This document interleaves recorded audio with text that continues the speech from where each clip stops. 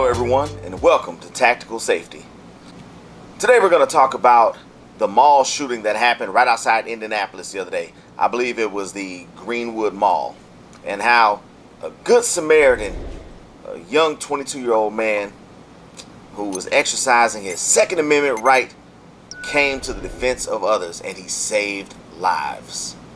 But then you have idiots from the gun control groups that are condemning his actions, saying that he shouldn't have even had a gun in that mall in the first place because the mall was a gun-free zone. People in the gun control groups, they lack the intelligence to comprehend that if he hadn't been there with his gun, that instead of 3 people getting killed, it would have been 20 or 30 or maybe even more.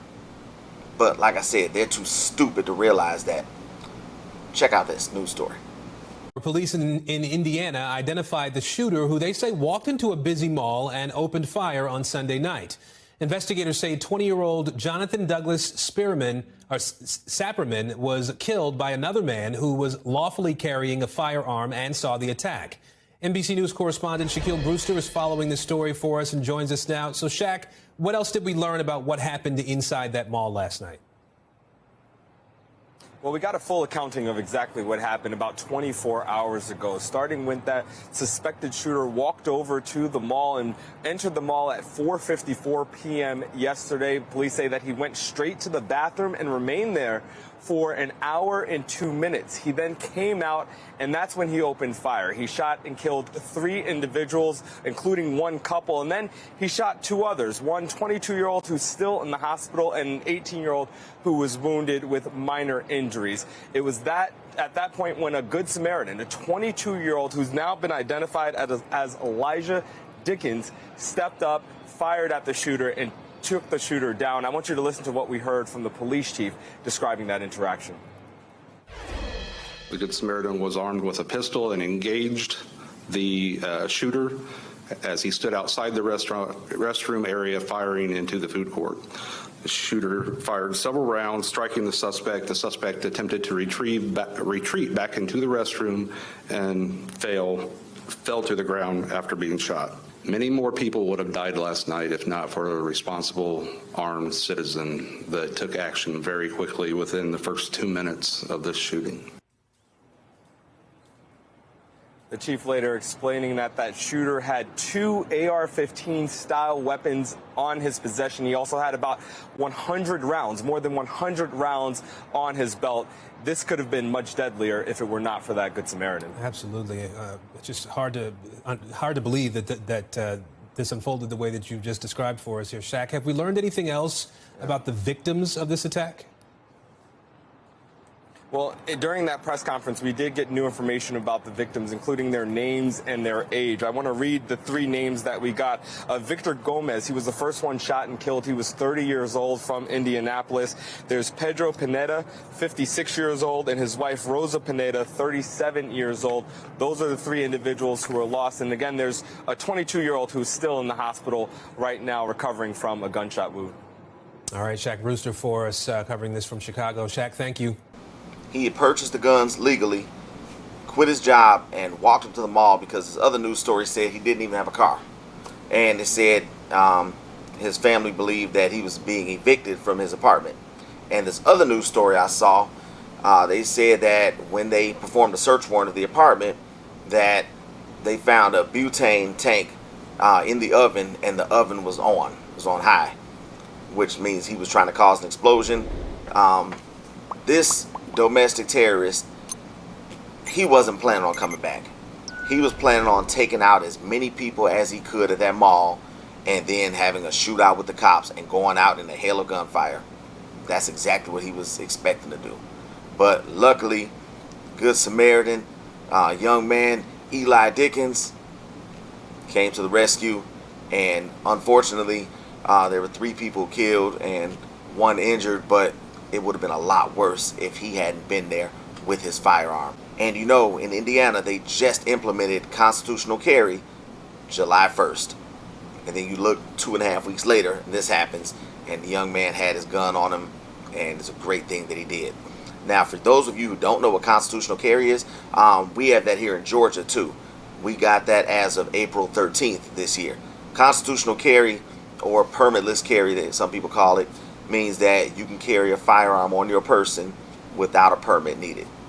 It's good to still have a weapons carry license, because that way, if you go to another state that recognizes your state's carry license and they don't have constitutional carry, then you're still legal. Now, to Eli, I know you're 22, you're a young man, and I know you haven't done any interviews yet. You're still trying to process this, and that's perfectly normal.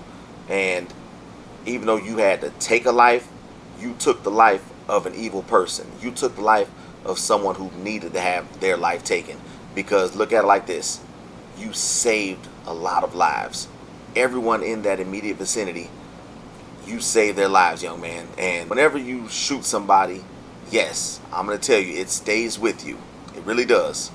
But you process it, and you know in your heart and in your mind that you did the right thing. And it's not the question of should I shoot, it's must I shoot. And in that situation, yes, you had to shoot, because if you hadn't shot, then you probably wouldn't be here today. And Eli, if you ever want to sit down and do an interview with me one day, hey, that's perfectly fine. I would love to do that. My email address is tacticalsafetyga@gmail.com. That's tacticalsafetyga@gmail.com. Moving on to this part, the other part of this. You look at these gun control groups, and they're totally against this, which is ridiculous. And they're so fired up right now because this incident right here and the outcome, it destroys their ridiculous narrative of no one needs guns. That BS argument has totally been debunked. And even the mayor of that town, the police chief, and I think even the governor had nothing but good things to say about the outcome of this.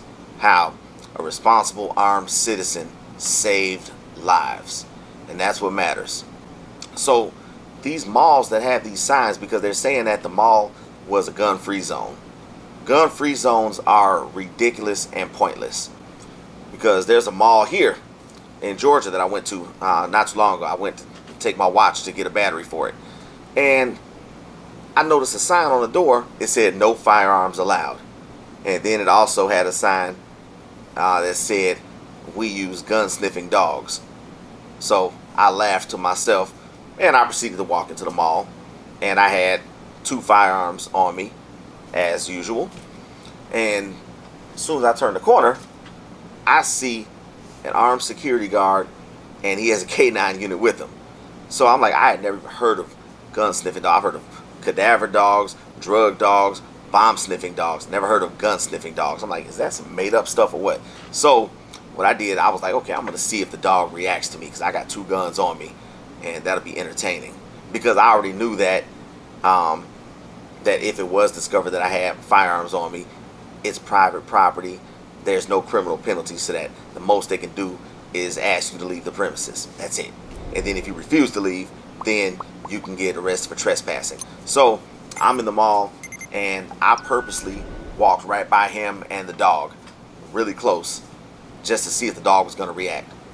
No reaction at all. So I'm like, okay, that's a bunch of BS probably.